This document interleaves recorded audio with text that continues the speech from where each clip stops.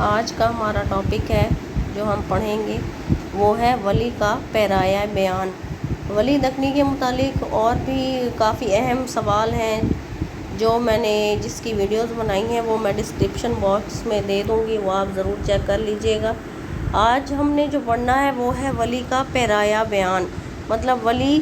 ایک جو بیان کر رہے ہیں یا جو شاعری کر رہے ہیں اسے پیرے میں یا کس طرح اس کو بیان کرتے ہیں، کس طرح ایک پیرے میں یا ایک مصرعے میں یا ایک شعر میں کس طرح وہ سب بیان کر دیتے ہیں۔ تو ہم آگے دیکھتے ہیں کہ یہ پیرایہ بیان ولی کا کیا ہے جو ان کے ساتھ ہی مخصوص تھا۔ ولی کے آرٹ کا انفرادی رنگ مجموعاً ان کے پیرایہ بیان سے متعلق ہے۔ ڈاکٹر سید عبداللہ کے بقول اگر معنی اور پیرایہ بیان کو الگ الگ دیکھنے کی اجازت مل سکتی تو کہا جا سکتا ہے کہ ولی کے پاس کوئی خاص معنی تو موجود نہیں، البتہ ان کے پیرایہ بیان میں جو ہے قدرت اور انفرادیت ضرور ہے۔ وہ کہتے ہیں کہ ولی دکنی شاعری کرتے تھے تو ہم دیکھتے ہیں کہ ولی دکنی سب سے ان کے مطلب شاعری میں کوئی خاص مطلب جو ہے وہ زیادہ نہیں ہوتا ہے، لیکن اگر ہم دیکھیں تو وہ محبوب کی جو ہے اس کے محبوب کے حسن کی تعریف اور اس کے تصور میں کھوئے رہنا اور محبوب کے حسن سے لطف اندوز ہونا، پیرایہ بیان مطلب اس کو محبوب کے حسن کو خوبصورتی سے جو ہے پیش کرنا، خوبصورت الفاظ میں پیش کرنا، یہ ان کا پیرایہ بیان تھا۔ مطلب ان کی یہ ان سے ہی مخصوص تھا اور یہ قدرت اور انفرادیت تھی ان کے اس بات میں۔ وہ در حقیقت پیرایہ بیان ہی کی بنا پر بڑے شاعر قرار دیے جا سکتے ہیں، مطلب کہ وہ کس طرح پیرایہ بیان ان کی بیان پر ان کی شاعری پر کس طرح دسترس تھی کہ وہ محبوب کے حسن کو یا جو وہ خیال پیش کر رہے ہیں اس کو پیش کرنے کے لیے خوبصورت سے خوبصورت اور بہترین سے بہترین الفاظ کا وہ چناؤ کرتے تھے اور اسے بیان کرتے تھے۔ ولی کے ان منفرد پیرایہ ہائے بیان میں ایک اہم چیز ان کا طریقے تشبیہ ہے، مطلب یہ ہے کہ ان کے بیان میں ان کی شاعری میں اگر ہم دیکھیں تو ایک اہم چیز یہ ہے کہ وہ تشبیہ کس طرح دیتے ہیں۔ جس طرح ہم یہاں پہ دیکھتے ہیں کہ یہ شعر ہے تجھ لب کی صفت لال بدخشاں سوں کہوں گا۔ وہ کہتے ہیں کہ تیرے لب کو میں ایک لال کہوں گا، لال آسماں اس کی طرح لال بدخشاں سوں کہوں گا، لال کی طرح کہوں گا کہ لال ہے تیرے لب، جادو ہے تیرے نین، غزالاں سوں کہوں گا۔ اب یہاں پہ دیکھیں ہم وہ کہتے ہیں ہم یہاں پہ تشبیہ دے رہے ہیں، یہاں پہ نین کہتے ہیں آنکھوں کو، کہتے ہیں میں تیری نین کو تیری آنکھوں کو غزل کی طرح کہوں گا، ان پہ غزل کہوں گا، غزل کی طرح کہوں گا کہ جس طرح غزلوں میں بیان کی جاتی ہے آنکھوں کی تعریف، تیری آنکھوں کو میں اس طرح غزلی آنکھیں کہوں گا، خوبصورت آنکھیں کہوں گا۔ مطلب یہاں پر وہ محبوب کی نین کو آنکھوں کو تشبیہ دے رہے ہیں، غزالاں سوں کہوں گا۔ یہاں پر لب کو جو ہے صفت لال بدخشاں کہوں گا کہ تیرے لب جو ہیں وہ لال ہیں، ان کو میں لال کہوں گا۔ ٹھیک ہے، یہاں پہ تشبیہ ہم نے یہاں پہ دیکھ لی، یہ شعر آپ اس میں ایڈ کیجئے گا مثال کے طور پر، جس کے لیے وہ رنگا رنگ صورتیں اختیار کرتے ہیں۔ کبھی محبوب سے گفتگو کر کے خود اسی کو اس کے حسن کا جو ہے تصور دلاتے ہیں اور فطرت کی جمیل اشیاء مطلب خوبصورت اشیاء کو اس کے سامنے تذکرہ کرتے ہیں۔ وہ کہتے ہیں کبھی محبوب سے گفتگو کر کے محبوب کو بھی اس محبوب کے حسن کا تصور دلاتے ہیں، مطلب یہ ان کا پیرایہ بیان ہے، خوبصورتی ہے، اور فطرت کی جو ہے خوبصورت اشیاء کو بھی، فطرت کی خوبصورت چیزوں کو بھی اس کے سامنے اس کا تذکرہ کرتے ہیں کہ فطرت کی جو خوبصورت چیزیں ہیں اور اس کو اپنے محبوب کے ساتھ تشبیہ دیتے ہیں کہ یہ جس طرح قدرت نے تجھے بنایا ہے میرے محبوب، اس طرح یہ جو قدرتی مناظر ہیں، فطرت ہے، یہ بھی تیری طرح خوبصورت ہیں۔ تو کبھی غائبانہ انداز میں ایک واقعہ یا بیان کی صورت میں مشابہت کا اظہار کرتے ہیں، مطلب غائبانہ انداز میں کوئی واقعہ ہے یا کوئی بات ہے تو اس کو جو ہے اس مشابہت کا اظہار کرتے ہیں۔ وہ کیا کہتے ہیں، اس کی تعظیم ہوئی اہل چمن پر لازم، بلبل باغ نے جب مصحف گل یاد کیا۔ ولی کے پیرایہ بیان میں ایک خاص بات یہ بھی ہے کہ ان میں اثرات اور نتائج کے حوالے سے حسن محبوب کا تصور دلایا گیا ہے، مطلب ولی کی شاعری کی ایک خصوصیت ہے کہ ان میں اثرات اور جو نتائج ہیں حسن محبوب کے ان کا تصور دلایا گیا ہے، مطلب جگہ جگہ محبوب کے حسن کا جو ہے تصور کا احساس دلایا گیا ہے کہ محبوب کس طرح جو ہے خوبصورت ہے۔ یہاں پہ ہم یہ شعر دیکھتے ہیں، تو اس زلفاں کے حلقے سوں اگر دریا پہ چل جاوے۔ یہ دیکھیں، اگر ہم یہ دیکھیں نا، حلقے سوں یہ ہے سے، حلقے سے اگر دریا پہ چل جاوے۔ آج کل جو اردو ہے وہ وہاں جاوے کا لفظ نہیں ہے، جائے ہم یہاں پر پڑھیں گے۔ یہ قدیم شاعر تھے ولی دکنی، اردو کا پہلا شاعر بھی ان کو کہا جاتا ہے۔ تو یہ قدیم اردو کے الفاظ ہیں۔ عجب نہیں اے پری پیکر، پری پیکر کہتے ہیں خوبصورت کو، عجب نہیں اے پری پیکر اگر گرداب بل جاوے۔ ٹھیک ہو گیا۔ جس وقت جب اگر کے ذریعے ولی نے اثرات کے سینکڑوں تصور دلائے ہیں۔ دیکھیں وہ کہہ رہے ہیں کہ جس وقت جب سے اگر اس کے ذریعے، مطلب یہ ہے کہ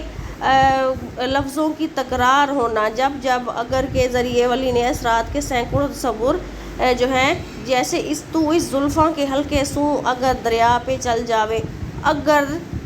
گرداب بل جاوے، مطلب یہ دیکھیں وہ ایک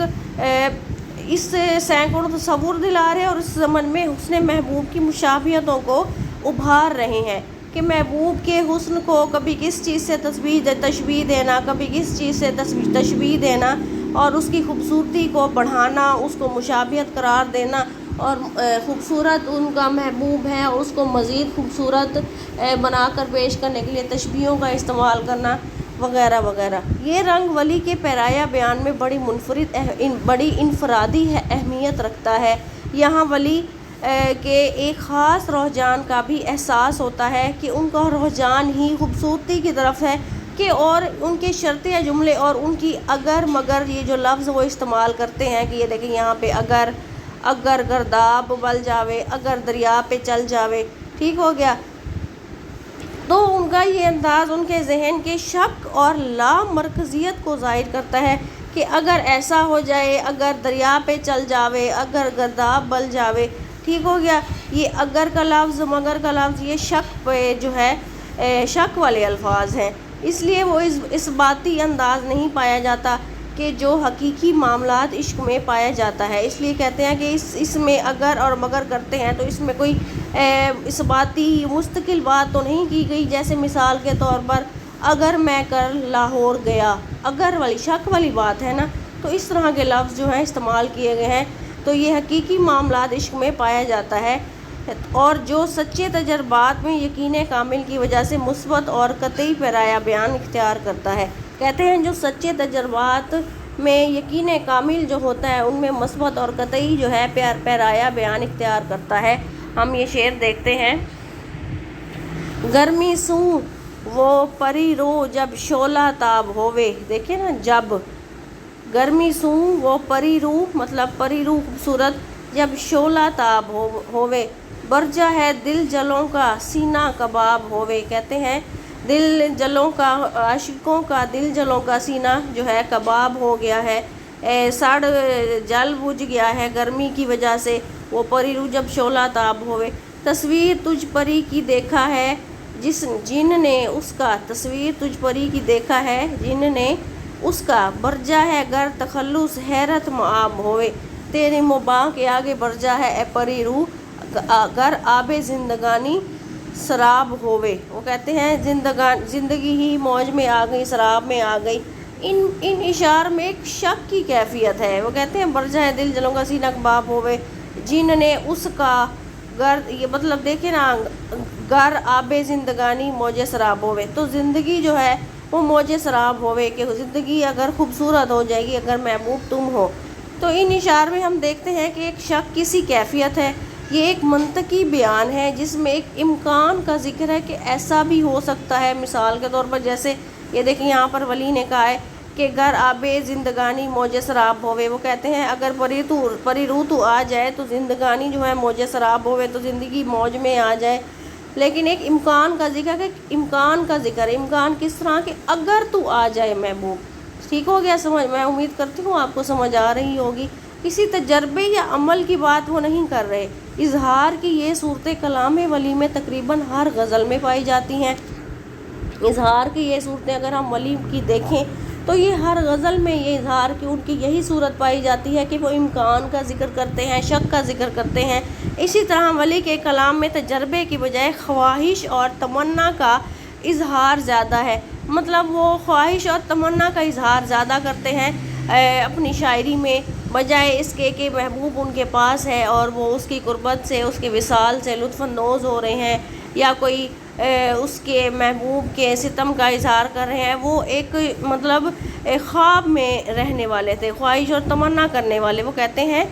اگر مجھ کن تو اے شک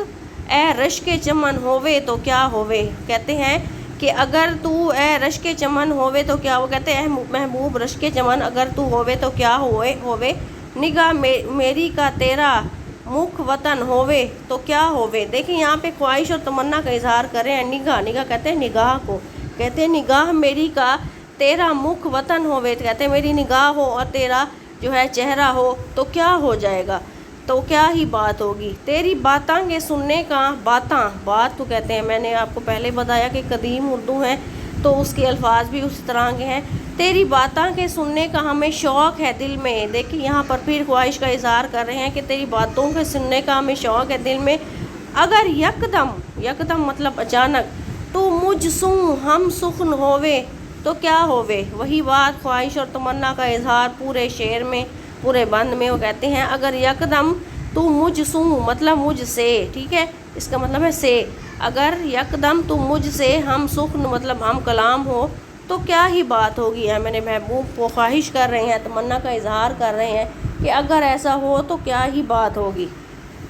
ٹھیک ہو گیا۔ ان تمناؤں میں شاعر کی سب سے بڑی تمنا یہ ہے کہ محبوب اس کے گھر آوے، محبوب کی گلی میں جانے کی تذکرے ذرا کم ہے، اور عجب یہ کہ ولی کا حیا در محبوب اس کے گھر آیا بھی ہو تو کچھ اس طرح جیوں سینے میں راز آوے۔ وہ کہتے ہیں کہ ایک اور ان کا مصرع ہے کہ تو مطلب اس طرح مجھے ملتا ہے جیوں سینے میں راز آئے، جیسے سینے میں راز آئے، مطلب آہستہ سے یہ سب خواب و خیال ہی کا پرتو معلوم ہوتا ہے۔ ولی کے فن کا یہ پہلو نہایت قابل توجہ ہے۔ اس قسم کے دھیمے، نازک اور غائبانہ پیرائے ہائے اظہار و بیان کی افسردگی اور خنکی کو دور کرنے کے لیے انہوں نے تقریباً ہر جگہ تلافی کی کچھ صورتیں بھی پیدا کی ہیں، جن کی وجہ سے کلام میں باوجود مذکورہ بالا امور کے خنکی پیدا نہیں ہوتی، بلکہ کچھ گرمی اور جوش کا احساس ہوتا ہے۔ کہ اگر جوش کا احساس کس طرح ہوتا ہے کہ وہ محبوب کا تصور کر رہے ہیں کہ اے میرے محبوب تو مجھ سے ہم کلام ہو تو کیا ہی بات ہے، اگر میں تیری نگاہ ہو، میری نگاہ ہو اور میں تجھے دیکھوں، تیرا مکھ ہو مطلب تیرا چہرہ ہو، اگر میں دیکھوں تو کیا ہی بات ہو۔ تو ایسی باتیں پڑھ کر گرمی اور جوش کا احساس ہوتا ہے، جوش دلاتے ہیں کہ محبوب کا اگر وصل ہو، محبوب سے ملاقات ہو تو کیا ہی کیفیت ہوگی۔ تلافی کی ایک بڑی صورت یہ ہے کہ ان کے جملے خبریہ اور غائبانہ بہت کم ہیں، اکثر خطابیہ اور ندائیہ ہیں، مطلب آواز دینے والے ہیں۔ ندائیہ آواز دینا، خطاب کرنا مطلب محبوب سے خطاب کرنا، جن کا مرجع خود محبوب کی ذات ہے جو ہر وقت ان کی آنکھوں کے سامنے رہتی دکھائی دیتی ہے، اور وہ دیوانہ وار اس کو مخاطب کر کے جو ہے اس کے حسن کو قصیدہ خود اس کے سامنے لگاتار پڑھتے ہیں۔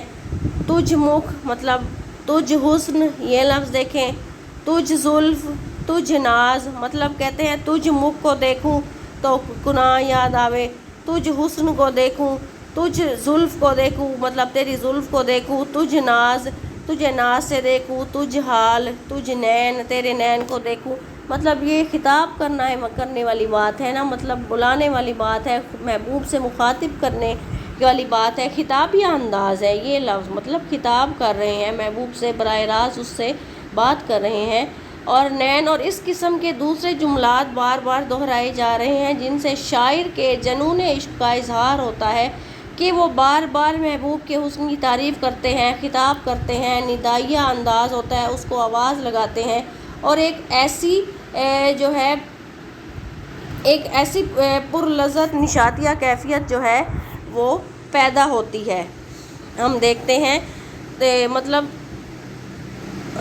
تو ان میں یہ جو ہے ایک نشاطیہ کیفیت پیدا ہوتی ہے، ایسی پرلذت اور نشاطیہ कैफियत पैदा होती है, जब वो जुनून का इजहार करते हैं, शौक़ का इजहार करते हैं, तो एक निशातिया कैफियत, एक खूबसूरत कैफियत पैदा होती है जो बयान से बाहर है कि वो किस तरह महबूब के हुस्न की तारीफ़ करते हैं, किस तरह उसको किताबिया और निदाइया अंदाज में अपने महबूब को याद करते हैं और उसके हुस्न की खुल कर तारीफ़ करते हैं, और इस तरह करते हैं कि वली से ज़्यादा महबूब के हुस्न की तारीफ़ करने वाला शायद ही कोई और शायर हो। वली इस बात से ज़्यादा मशहूर हैं कि वो महबूब के हुस्न को मुख्तलिफ़ चीज़ों से तशबीह देते हैं, खूबसूरती से तशबीह देते हैं, कुदरती मनाज़िर से तशबीह देते थे। अच्छा, उम्मीद करती हूँ आपको आज का लेसन वली का पैराया बयानी अच्छे से समझ आ गया होगा। मुझे कमेंट में ज़रूर बताइएगा, मुझे इसका इंतज़ार रहेगा। और चैनल को भी सब्सक्राइब कर दें ताकि अगला लेक्चर जो है वो टाइम से आपके पास पहुँच जाए। अल्लाह हाफिज़।